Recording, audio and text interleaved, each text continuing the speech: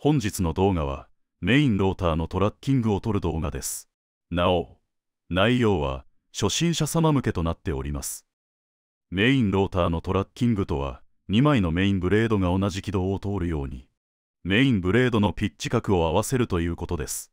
この軌道が合っていないと、メインブレードの重量バランスをとっても、機体に振動が出ます。ミニヘリ以外の機体は、ボールリンクの長さが変えられるので、ピッチの微調整が可能ですが、ミニヘリにはその機能がありません。過去の動画で、計110の調整式ピッチロッドを作りましたが、制作時の難度が高く、上級者向きでした。私もこれを量産してフリマで売ろうか考えましたが、ちょっと無理でした。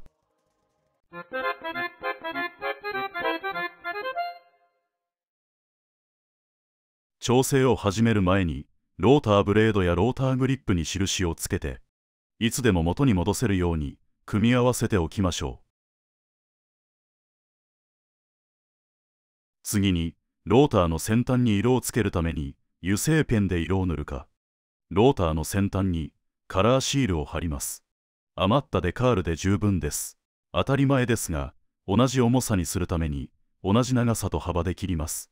デカールを貼る場合は、左右のブレードの同じ位置に貼ります。マーカーを塗る場合は適当で構いません。マーカーの方が手軽ですが、そのブレードを部屋の壁にこすりつけると、壁紙にマーカーの色がついてしまいますので、ご家族の顰蹙を買う場合があります。ご注意ください。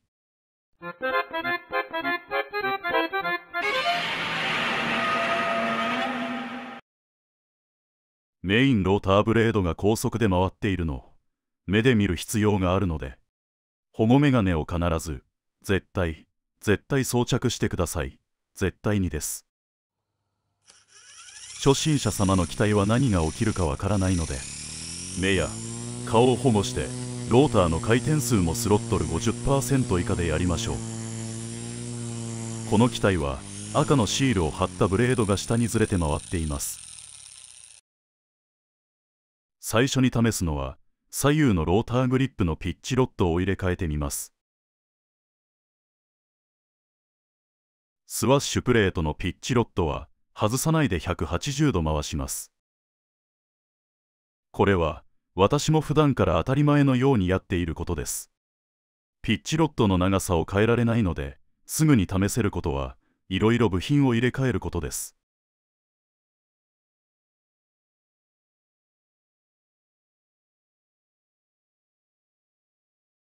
不思議なことに、これでトラッキングがぴったり合うことがあります。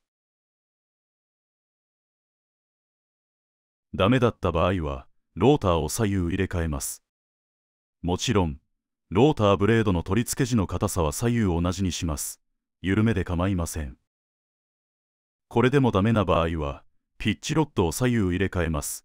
スワッシュプレートはそのまま180度回します。つまり、ピッチロッドを最初の状態に戻します。それでもダメな場合は、メインシャフトを180度ずらして、ローターヘッドに取り付けます。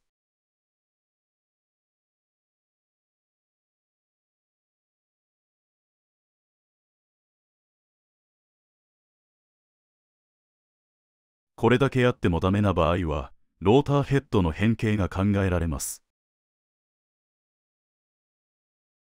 メインシャフトに対して、スピンドルシャフトが水平でない場合は、ローターヘッドを交換してください。もしくは、ダンパーゴムの変形も考えられますので、ダンパーゴムも交換してください。ローターヘッドの歪みが少ない場合は、ドライヤーでプラスチックを温めて修正する方法もあります。でも、安い部品なので、買った方が早いと思います。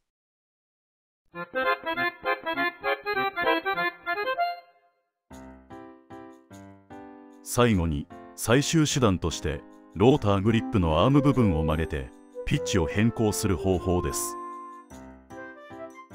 ローターグリップのアーム部分をドライヤーで温めて、アームを少しずつ曲げてピッチを変えます。この方法は、ピッチを直接変更できるので、確実にトラッキングのズレを直せます。デメリットとしては、左右のローターグリップのピッチ角が崩れるので、他のローターブレードは使えません。今取り付けてあるローターブレードの専用設定になります。上に曲げればピッチが低くなり、下に曲げればピッチが多くなります。ということで、ミニヘリのメインロータートラッキングを取る方法でした。初心者様は最低限ローターの重量バランスを取ればそれで十分な飛行ができます。トラッキング調整は 3D フライトを練習する段階で少し気にするぐらいで良いと思います。トラッキング調整が必要になった時にこの動画を参考にやってみてください。あと、スピンドルシャフトにはネジロック剤を使ってください。ローターグリップが目の前で抜け飛んだら大怪我しますからね。